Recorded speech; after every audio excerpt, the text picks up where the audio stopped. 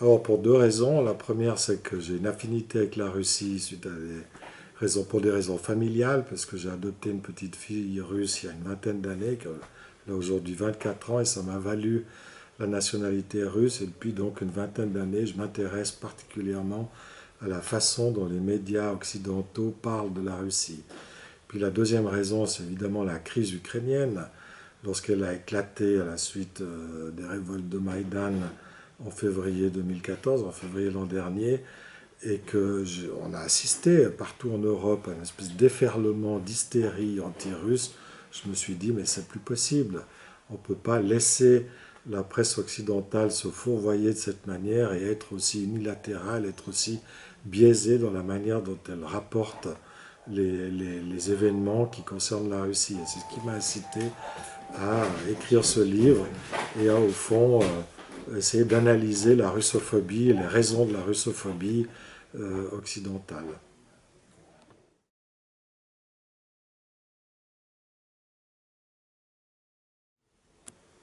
Alors, pour moi, la russophobie remonte à Charlemagne, c'est-à-dire date déjà d'avant, finalement, d'avant la création de la Russie, d'avant la naissance de la Russie, parce que Charlemagne, en construisant, enfin, en établissant son empire occidental, est le premier empereur, le premier souverain occidental qui est entré en rivalité géopolitique avec l'Orient, c'est-à-dire avec le monde gréco-byzantin.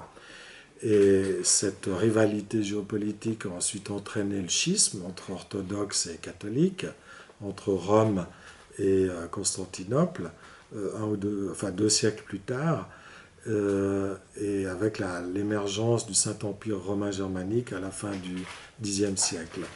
Et cette rivalité politique et ensuite religieuse a été à la base de toute une série de préjugés, de poncifs, de lieux communs d'abord contre Byzance. Il suffit de faire référence au césaropapisme, au fait que les théologiens du pape, par exemple, critiquaient les Grecs en disant ah mais c'est des sous-développés, c'est des barbares parce qu'ils ne savent pas le latin. Toute une série de clichés se mettent en place, clichés qui seront repris à propos des Russes lorsqu'après la chute de Constantinople au XVe siècle, en 1453, les Russes vont reprendre l'héritage politique et spirituel de Byzance. Tous ces clichés, tous ces préjugés vont se transférer sur la Russie. Et lorsque la Russie redevient une grande puissance européenne après Pierre le Grand, eh bien on va voir réapparaître tous ces clichés.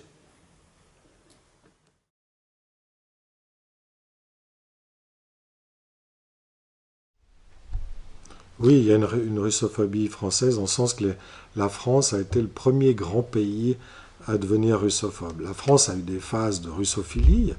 Par exemple, Voltaire au XVIIIe siècle, Diderot à ses débuts était très favorable à la Russie. Il défendait l'idée du despotisme éclairé de Catherine II.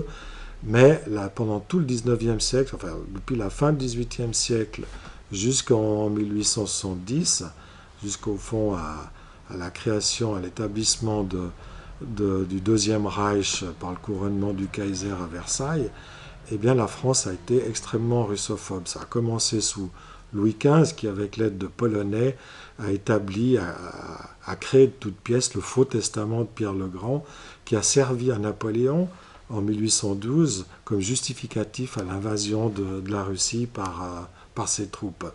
Et ce faux testament prétendait que la Russie voulait, au fond, annexer, s'emparer de l'Europe, de la France, de la Prusse, etc., tous les États à l'époque.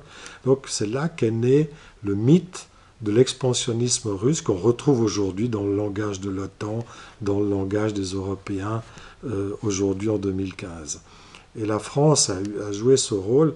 Elle a ensuite porté le débat sur le plan des idées en défendant une théorie, disons, libérale avec Tocqueville notamment, avec Custine aussi, défendant l'idée que la Russie était un despotisme non plus éclairé, mais un despotisme oriental, avec l'arrivée sur le trône de Nicolas Ier dans les années 1820. Et cette russophobie française s'appuie au fond sur des thèses très, très libérales pour contester justement la Russie, qui était pour eux l'archétype de la tyrannie.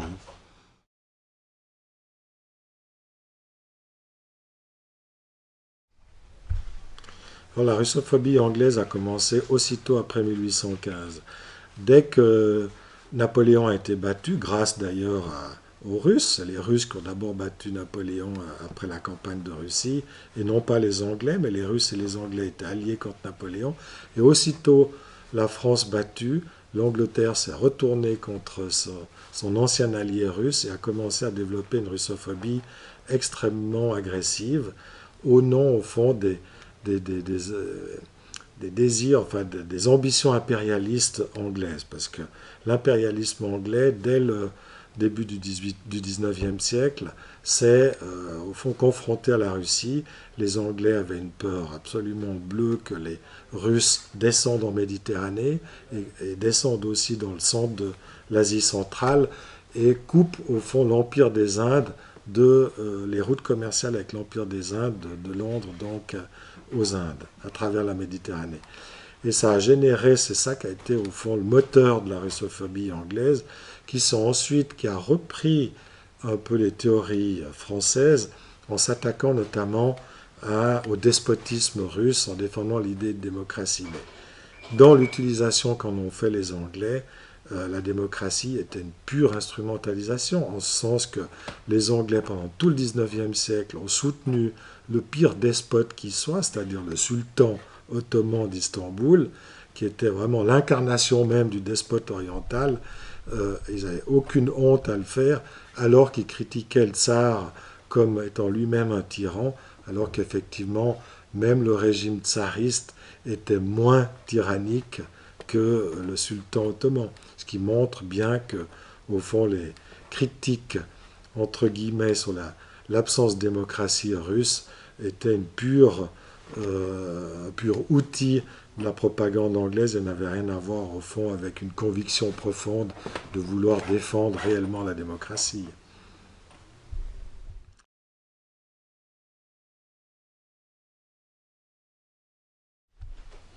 La russophobie allemande a commencé tard, elle a commencé à la fin du 19e siècle, quand l'Allemagne a réalisé son unité et a fondé le Deuxième Reich. À partir des années 1890, l'Allemagne s'est sentie à l'étroit dans ses frontières. Elle a voulu conquérir des colonies comme la France et l'Angleterre, mais malheureusement l'Afrique et l'Asie étaient déjà quasiment tout occupées et l'Allemagne a été frustrée au fond du fait de ne pas avoir pu développer de colonies à l'étranger.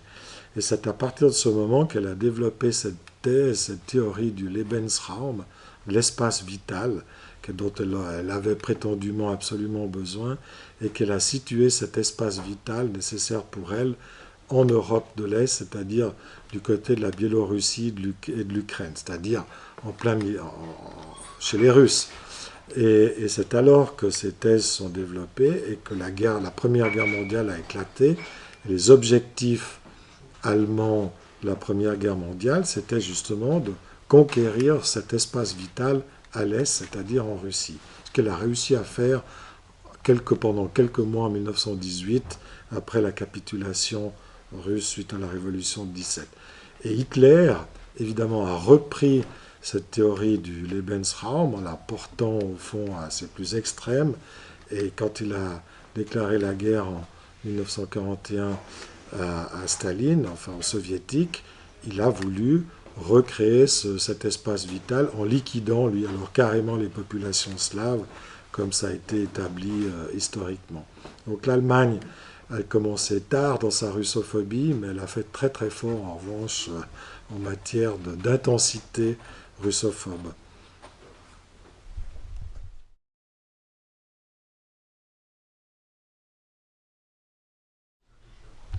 Alors, ce qui est fascinant de constater, effectivement, dans la manière dont les grands médias occidentaux, parce qu'on trouve aussi des médias en Occident qui sont critiques et qui essayent de faire l'équilibre dans l'information sur la Russie. Mais ce discours se construit à travers deux manières. D'abord, il y a la diabolisation de Poutine. Donc, ça donne l'impression que Poutine est l'incarnation du mal absolu, c'est le méchant parfait.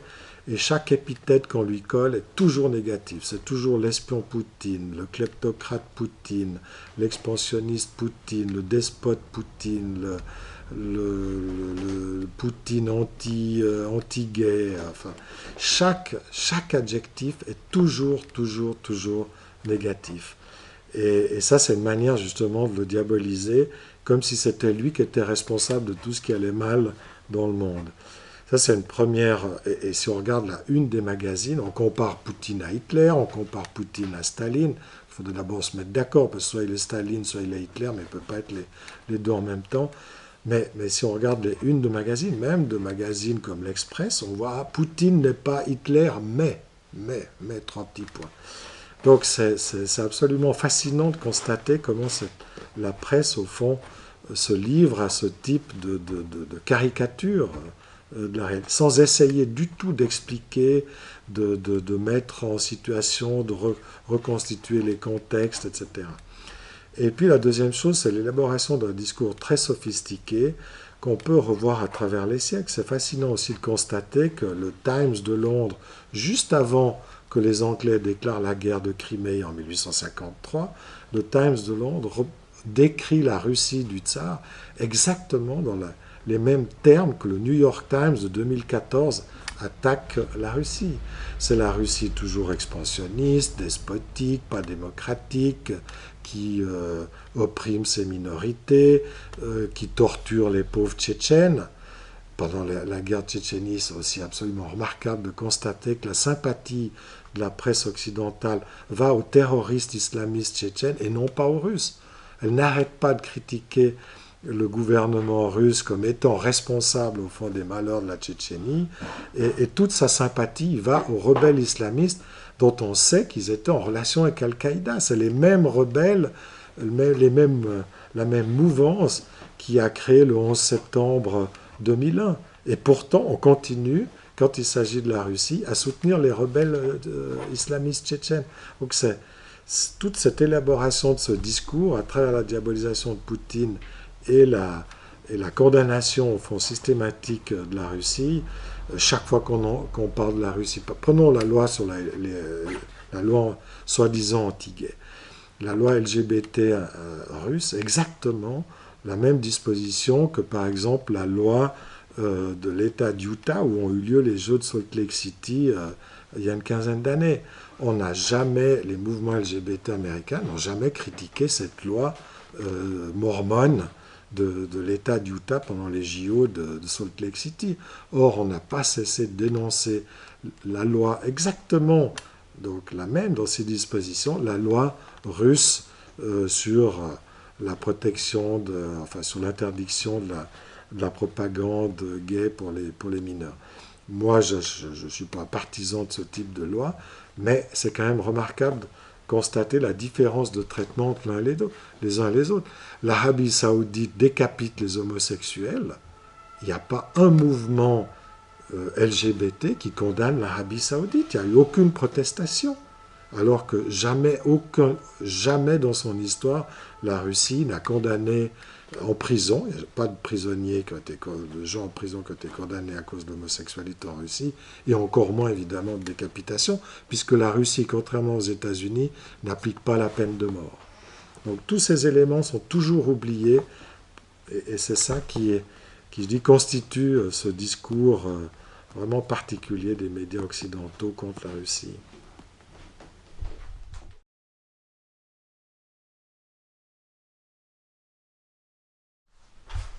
Alors, il ne s'agit pas évidemment de justifier tous les comportements russes et de justifier tout ce que fait M. Poutine. Personnellement, ce n'est absolument pas ce que je veux dire, mais simplement ce que j'ai constaté en examinant même l'histoire récente, c'est qu'en fait, la russophobie des médias et de l'establishment politique occidental est parfaitement indépendant de l'attitude de la Russie. On prend prétexte de prétendus comportements russes pour la justifier, mais en réalité, c'est tout à fait indépendant. Par exemple, la thèse de l'expansionnisme.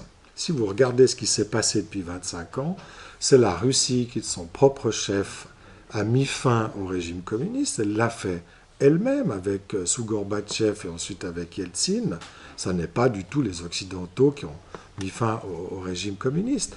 Elle a mis fin pacifiquement à ce régime, et en plus, elle s'est retirée de tous les territoires que la Russie soviétique occupait. Elle a donné son indépendance à 15 nouveaux pays, sans effusion de sang. Elle s'est absolument retirée.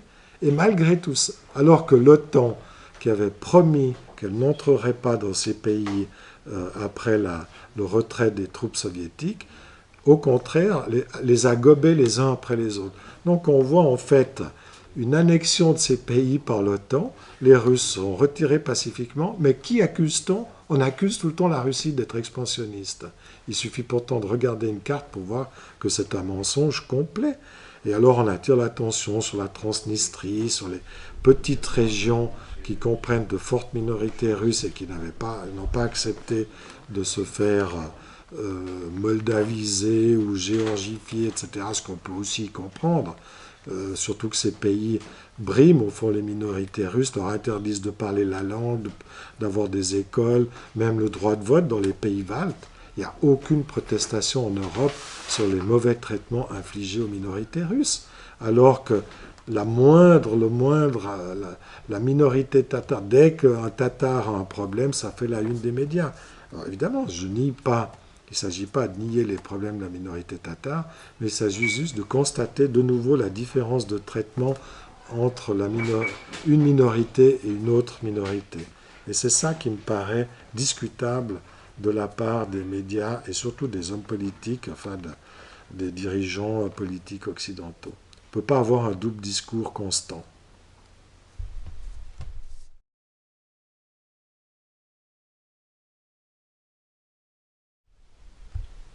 C'est un chercheur américain qui s'appelle Andrei Tsigankov qui a montré qu'aux États-Unis, ils sont surtout présents aux États-Unis, mais on les retrouve parce que les relais sont à Bruxelles auprès de l'OTAN et de l'Union européenne. Au fond, il y a trois types de lobbies anti-russes. Il y a le lobby militaire, naturellement, parce qu'ils cherchent à vendre des armes et à imposer la suprématie militaire américaine. Et puis, il y a le lobby énergétique du pétrole et du gaz qui, au fond, cherche à faire main basse, ou en tout cas à s'assurer le contrôle des ressources énergétiques. On l'a vu en 2003, quand Khodorkovsky a essayé de brader son empire pétrolier aux multinationales du pétrole américaines et que Poutine a mis le holà. Ça a été un déchaînement d'agressivité anti-russe. On a présenté Khodorkovsky comme un héros de la démocratie alors que c'était un oligarque égal, sinon pire que les autres. Donc on l'a complètement blanchi et occidentalisé en faisant un parangon de résistants anti-Poutine, ce qui n'était absolument pas le cas. Donc ce lobby est très puissant. Puis le troisième lobby, c'est le lobby polonais et balte. La diaspora polonaise et balte très puissante aux États-Unis, aussi en Angleterre, et elle se bat avec toute l'agressivité possible contre la Russie parce qu'elle espère obtenir des avantages de défense avec le parapluie de l'OTAN et puis des avantages économiques avec les subventions européennes. En diabolisant la Russie, ça permettait de justifier des subventions et une adhésion rapide à l'Union européenne. Peut-être encore un mot sur la russophobie américaine. Je pense qu'on aurait tort de décrire une Amérique russophobe, entièrement russophobe et qui n'aurait qu'un désir, au fond, c'est de subjuguer la Russie. Parce qu'aux États-Unis, il existe effectivement des conflits, des conflits de pouvoir entre les différentes branches du gouvernement, les différentes sensibilités politiques, etc. Mais ce qui est remarquable aux États-Unis, c'est que la Russie est toujours un argument pour essayer d'obtenir du pouvoir. C'est-à-dire que si les lobbies ne sont pas d'accord entre eux, ils se font parfois la guerre, ils utilisent toujours la Russie comme un argument, soit pour attaquer l'autre en disant « mais vous n'êtes pas assez anti-russe, vous faites trop de concessions à Poutine donc il y a une espèce de surenchère dans leur conflit entre eux et qui utilise la Russie dans ce sens-là. Obama, par exemple, est toujours critiqué par certains lobbies républicains en disant « Ah, mais vous faites trop de... Le président fait beaucoup trop de concessions à cet affreux Poutine. » Mais ça peut aussi être des cas inverses. Donc chaque fois, la Russie, au fond, sert des objectifs de politique intérieure américaine. Et ça, c'est aussi un élément à prendre en compte. Ce qui est intéressant de la russophobie américaine, c'est qu'elle s'est déclenchée après 1945, exactement dans les mêmes circonstances que la russophobie anglaise en 1815. Dès que la guerre mondiale a été gagnée contre les nazis, les Américains sont retournés contre leurs alliés russes, comme les Anglais en 1815. Ça a été en quelques mois, ils sont retournés, alors même que le Time, que les magazines américains mettaient Staline, mettaient le maréchal Zhukov en les décrivant comme des héros de la lutte anti-nazie. En quelques mois, c'est devenu des ennemis des affreux communistes, alors qu'eux-mêmes, ils n'avaient absolument rien changé. Ils n'étaient pas plus communistes après 1945 qu'avant. Donc ça montre comment cette propagande s'est déchaînée une fois la victoire obtenue, dans le but justement de s'assurer la suprématie, ou le contrôle en tout cas, de l'économie mondiale.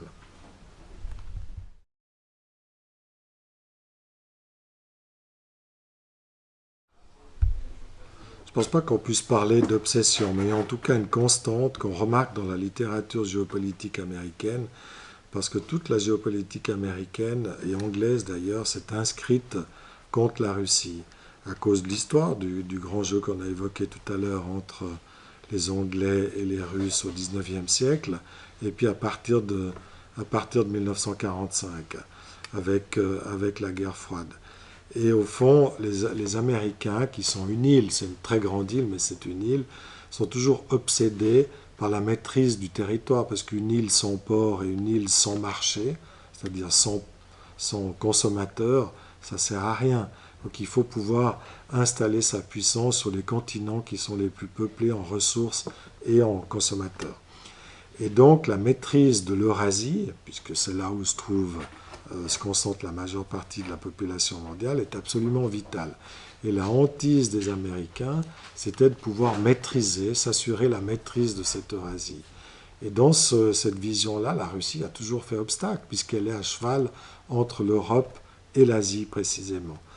Donc si on lit les géopoliticiens américains, puis le dernier d'entre eux, Zbigniew Brzezinski, qui a écrit Le Grand Échiquier, qui a paru en français en 1996, on voit très bien qu'il dit des choses absolument clairement. Il dit qu'il faut démanteler la Russie, il faut la casser en 3 pays, c'est un pays trop grand, il faut la diviser en 3, une Russie pacifique, une Russie asiatique et une Russie européenne, comme ça évidemment on peut mieux la maîtriser, et il faut surtout s'emparer de l'Ukraine.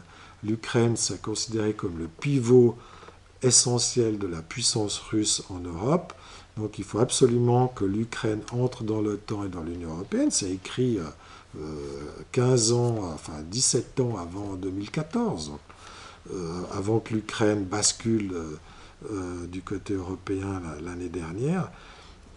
C'est tout à fait clair.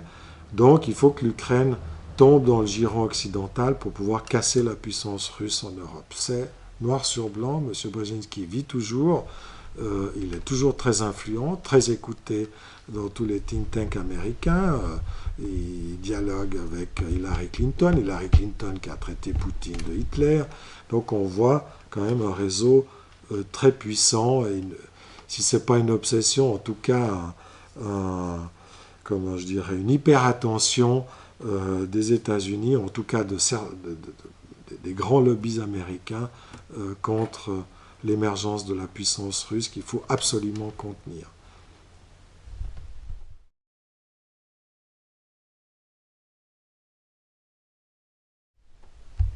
Alors, il a paru en Suisse, et en Suisse, il a reçu, je dois dire, un accueil qui, comme on dit en Suisse, qui m'a déçu en bien, c'est-à-dire qui était plus positif que ce à quoi je m'attendais, en sens que les médias ont plutôt bien réagi, bien que, justement, je critique leur discours et je démonte leur discours.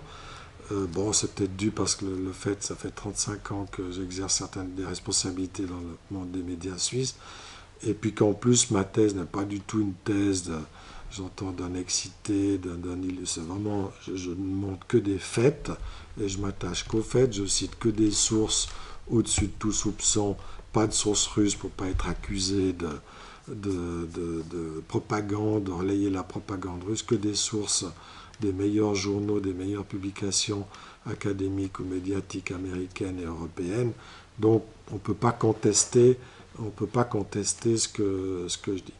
Enfin, les médias ont bien accepté les critiques positives, et puis le public aussi, on l'a réimprimé, donc j'entends, on vient de le faire, il est sorti il y a à peine 2 mois, donc pour le moment ça se passe bien, je ne me fais pas trop d'illusions sur la France qui, à mon avis, est tombée malheureusement dans une espèce de pensée unique qui m'effraie, moi, comme francophone, quand j'étais habitué aux grands débats entre Sartre et Aron pendant les années 70-80, puis que je vois maintenant cette espèce d'unanimisme de la presse, des médias et des politiques français, incapables au fond d'avoir une pensée autonome et de se représenter le monde de façon un peu complexe, de jouer aussi les grands équilibres, par exemple en récupérant la Russie, en faisant un partenaire plutôt qu'un ennemi.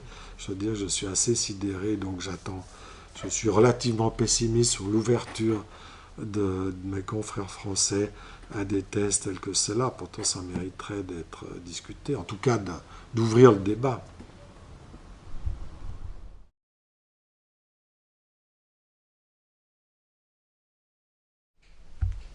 Non, c'est pour les raisons que j'ai évoquées, c'est-à-dire à la prégnance de ces préjugés anti-russes qui ressortent à chaque fois et qui sont réutilisés, recyclés constamment. On l'a vu avec la crise ukrainienne. Alors il y a des hauts et des bas, de temps en temps il y a des pauses, je dirais, dans cette russophobie, mais dès que certains gros enjeux sont en cause, on ressort les mêmes arguments et on recycle le discours en l'adaptant à l'époque. Par exemple, la thèse de l'expansionnisme russe est évidemment ressortie avec Maïdan, alors que Maïdan a été un putsch, a été une révolution, un gouvernement illégal s'est instauré après le 22 février, alors même que Laurent Fabius, M. Steinmeier avaient signé des accords avec Yanukovych. C'est quand même extraordinaire de constater qu'on signe un traité un jour et on le jette à la poubelle le lendemain en faisant alliance avec des gens qui ont fait la révolution à Maïdan, qui étaient pour la plupart d'entre eux très sincères, mais aussi ce qu'on commence à voir maintenant, c'est-à-dire aussi des nationalistes qui ont provoqué les incidents qui ont résulté sur un putsch, comme l'histoire va le montrer. Enfin, maintenant, les preuves s'accumulent. Donc, c'est intéressant de voir ça. Et l'Europe, je crois que là, c'est le problème de l'Union européenne, qui n'a pas de politique étrangère indépendante, qui n'a pas de politique étrangère autonome. Et depuis que la France a adhéré à l'OTAN, la France qui représentait au fond cette alternative à la pensée américaine, à l'OTAN, l'Europe a complètement renoncé à avoir des positions, je dirais, indépendantes et autonomes. Elle s'est mise sous le parapluie américain, non seulement le parapluie militaire, mais le parapluie intellectuel, le parapluie idéologique. On est dans un état de subordination, de suggestion. Il suffit de lire Bernard-Henri Lévy et Georges Soros pour le constater, quoi. Et ça, c'est un peu regrettable parce que je pense que c'est un affaiblissement de l'Europe, c'est un affaiblissement de la pensée européenne. Et c'est aussi dommage pour les États-Unis parce que les États-Unis, il faut reconnaître ceci, sont toujours prêts à accepter le débat. Si on les conteste, c'est possible de contester, c'est possible de tenir un discours alternatif. Malheureusement, on n'utilise pas cette possibilité.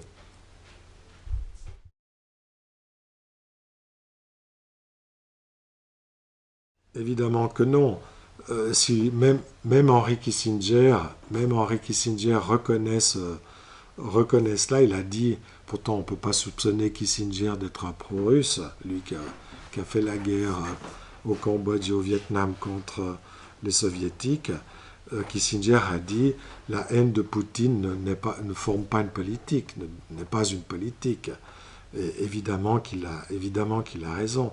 Mais ça fait partie de cette diabolisation, cette espèce de conformisme de la pensée, consiste à désigner le méchant et une fois qu'il est désigné, à se reposer là-dessus, à ne plus jamais rien remettre en question.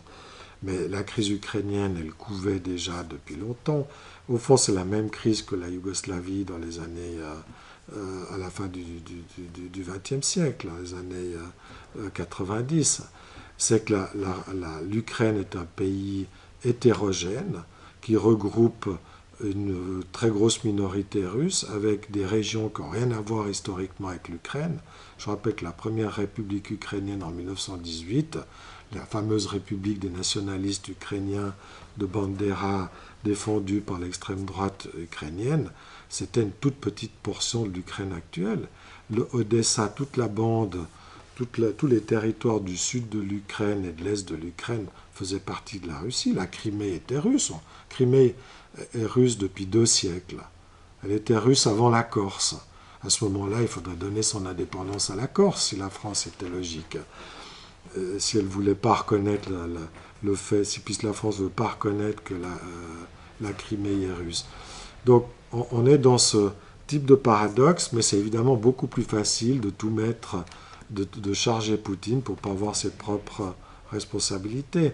Le traité que l'Union européenne a voulu imposer à Yanukovych en automne 2013 est un traité absolument inacceptable pour l'Ukraine. C'était la mise sous tutelle de l'économie et le démantèlement de l'économie ukrainienne. C'est pas pour rien qu'Yanukovych, qu'il voulait ce traité, qu'il voulait l'accord avec l'Europe, a dit non et s'est retourné, vers la Russie, ce qui a provoqué évidemment la révolution après le Maïdan et son départ.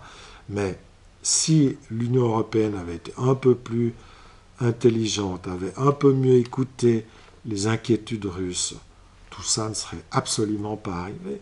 La Crimée serait toujours ukrainienne, Donbass, on aurait épargné 7000 vies humaines dans le Donbass, et il n'y aurait pas eu de révolte du Donbass. Simplement, on n'a pas voulu écouter parce qu'on était sûr, la commission de M. Barroso, soutenue justement par les États-Unis, était sûre d'avoir raison. Et voilà où ça a amené, à une guerre au cœur de l'Europe qui affaiblit non seulement l'Ukraine et la Russie, mais toute l'Europe. Et c'est ça que je trouve personnellement pitoyable.